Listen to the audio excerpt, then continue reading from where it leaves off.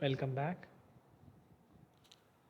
Previously, we were discussing what is meant by ratio analysis, liquidity ratios, solvency ratios, and cases comes under both ratios.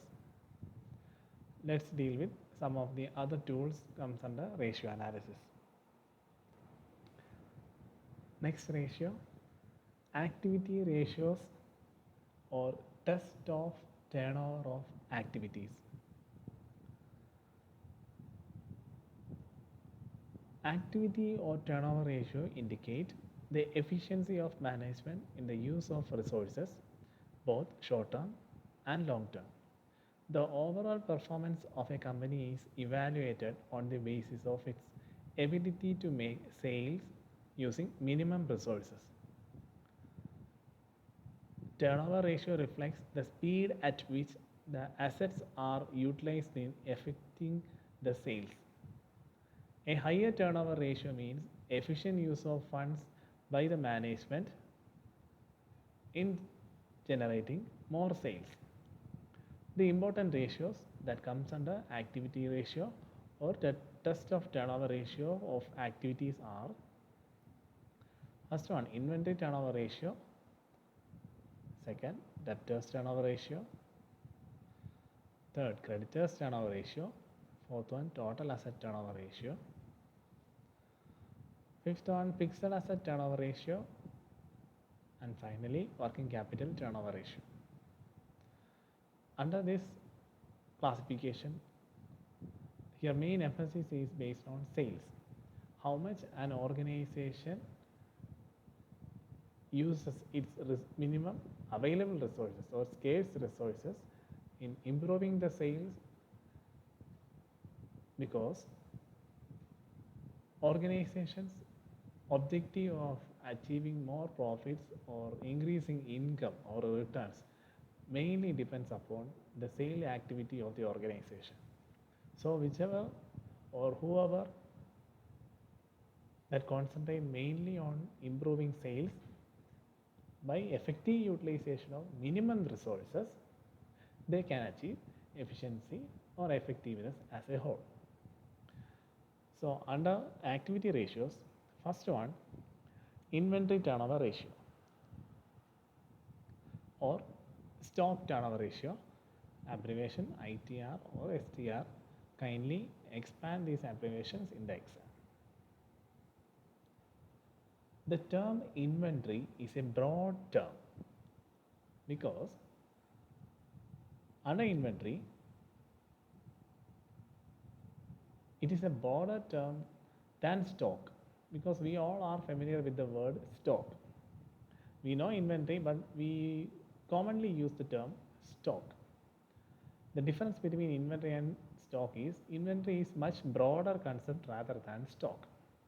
Generally, stock means stock of finished goods, whereas inventory include all types of stock, that is stock of raw materials, stock of work in progress, finished goods, consumable stores, spare parts, etc. So whenever an organization acquire raw materials, from the point of acquiring raw materials and converting the same raw materials to the finished goods and all those processes or positions in which the inventory has to go through, all these stages comes under inventory.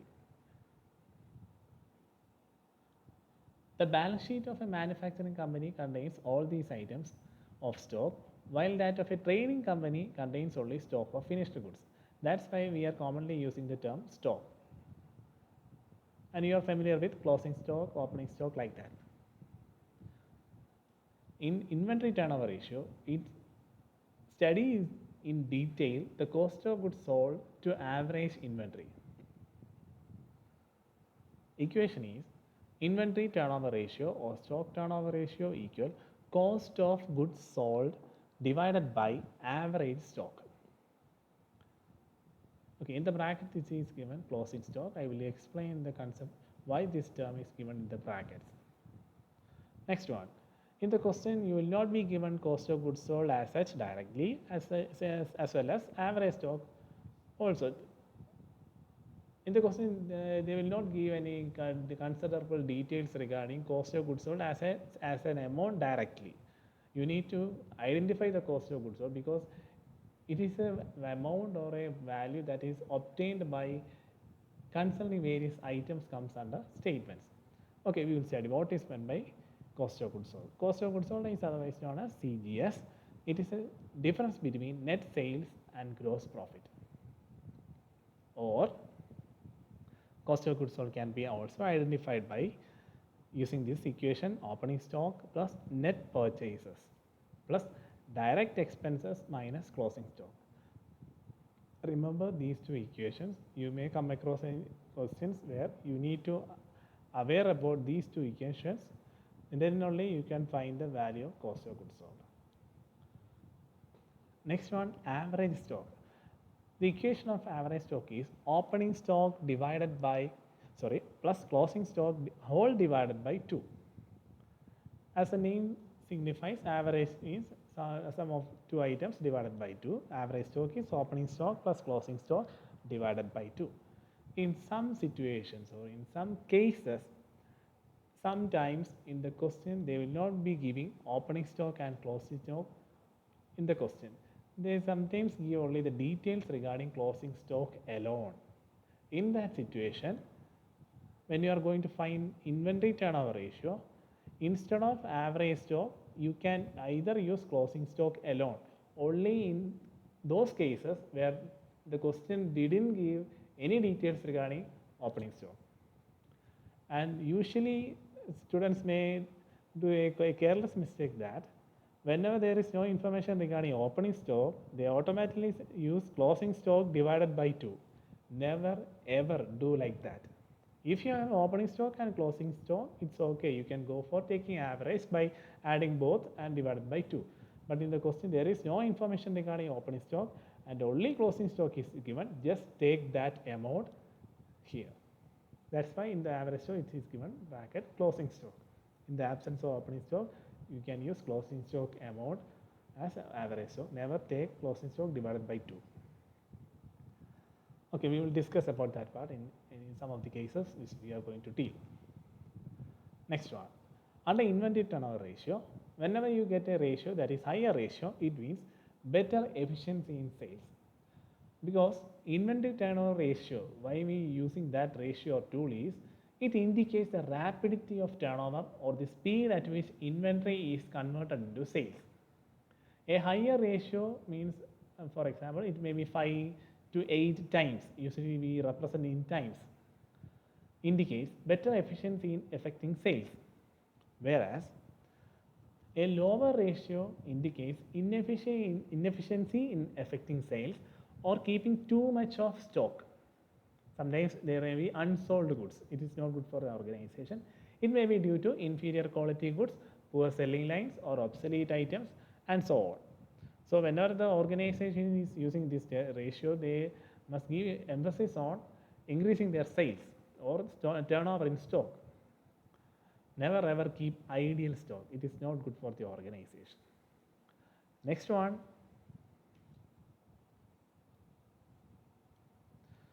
Age of inventory.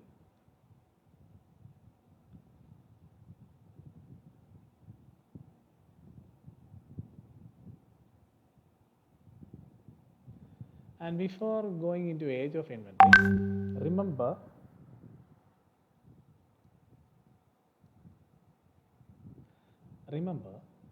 under the inventory turnover ratio, you need to remember the concept that even though turnover means sales, only cost of sales or cost of goods sold should be taken as a numerator. Numerator means this one for calculating inventory turnover ratio. This is because both numerator and denominator should be on a comparable basis. Since the inventory is valued at cost, correspondingly numerator should also be taken at cost or cost of sales. That's why we are taking cost of sales and not the sales. And in some situations or some cases in the problem, if there is no information regarding cost of goods sold, and only detail is regarding the sales of the organization. Sometimes we go for sales, that depends upon the nature of question. We will deal about that part in the case discussion area. Next one, age of inventory. By the term age of inventory means it is the average age of inventory that can be found out using inventory turnover ratio. It indicates the period for which inventory is kept before issue to production in the case of raw materials, or before sale in the case of finished goods. Usually it depicts the time taken for a material to convert into sales or convert into cash. Usually raw materials in case of a production units, or in sale in case of a finished goods. There is a time taken for a goods to turn into cash or turnover of sales. That is what average age of inventory means. And the equation average inventory equal to time divided by inventory turnover ratio. Time divided by inventory turnover ratio. We have just discussed inventory turnover ratio in the previous slide. Usually the question regarding age of inventory is computed after computing inventory turnover ratio. Sometimes in the question they may ask directly to compute age of inventory. In that case, you need to first find out inventory turnover ratio, then go for age of inventory. Okay, average age of inventory is time divided by inventory turnover ratio, and under this you need to remember that time has 3 types of scaling. In the question, if it is given, means it in the question it is given details regarding the time on the base of month, you need to take 12 as the time. Means you need to substitute number 12 divided by inventory turnover ratio. Like that you need to substitute. If the question is based on weeks, you need to use 52 in the place of time. If in the question is details, means in the question it is given details regarding to compute on the base of days, you need to use 365 in the time place. And now one more thing, sometimes you may come across average age of inventory, in which if the details regarding days is given, instead of using 365, it better to use 360. The reason is the average age of inventory, if you are using 365 divided by inventory turnover ratio, it may be 8 or 6 or 5, let it be. If you are taking 365 divided by 8, 8 divided by 8 time is 8, 8 divided by 360. Inventory turnover ratio means 8 or something like that, whatever it is.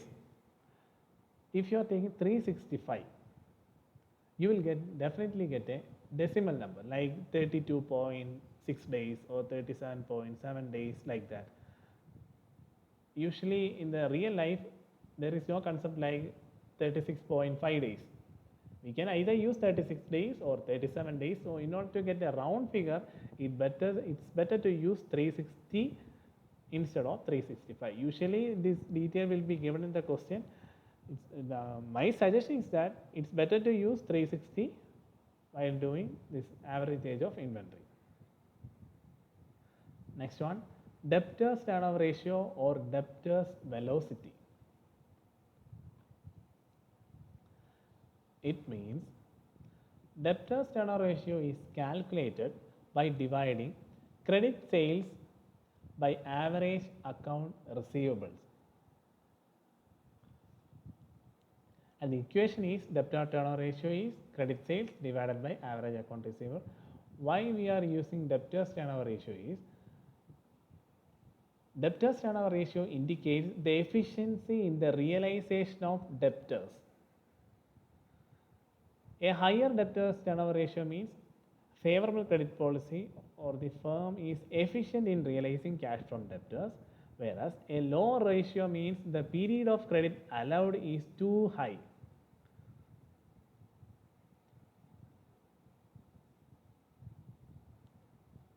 And the tool used for measuring debtors velocity, the concept regarding using this tool is what is the speed or time taken, usually the speed taken by the organization in realizing cash from debtors. So if the organization is getting a higher ratio, it means the organization is efficient in acquiring or converting debtors into cash. If the organization is getting, means the ratio is getting is low ratio, if you are getting a low ratio, it means the organization's policy in collecting debt from debtors is not good from the organization point of view. For example, if I am a businessman, if I am using a policy whereby I am collecting debts from debtors as soon or as fast as possible, it's good for me. But if I am not taking necessary measures in collecting debts from debtors, not soon, it's not good for the organization. The more time I take, it's not good for the organization. So for a business point of view or from organization point of view, it's better to collect the cash or funds from debtors as quick as possible. So if you're getting a higher ratio, very good. If you are getting a lower ratio, it's not good.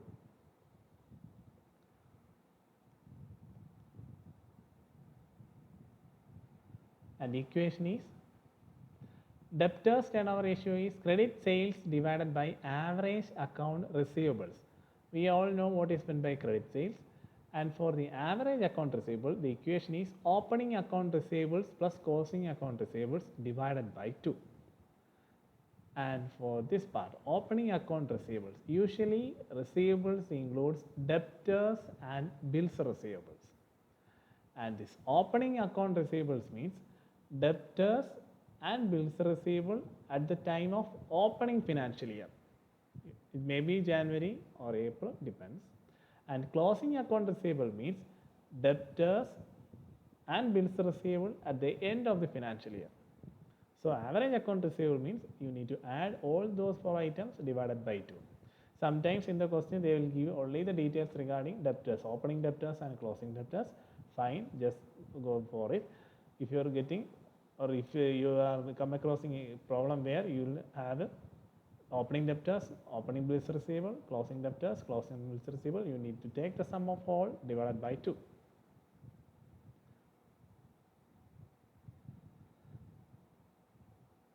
Next one, average collection period. Average collection period means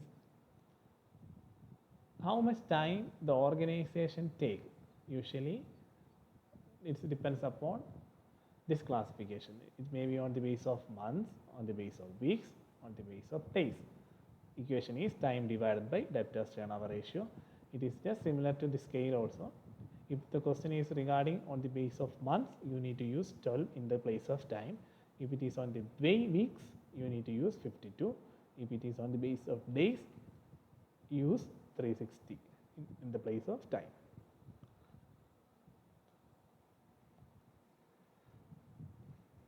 Okay, let's go through all these areas. We will discuss about the further tools that comes under turnover ratios. Thank you.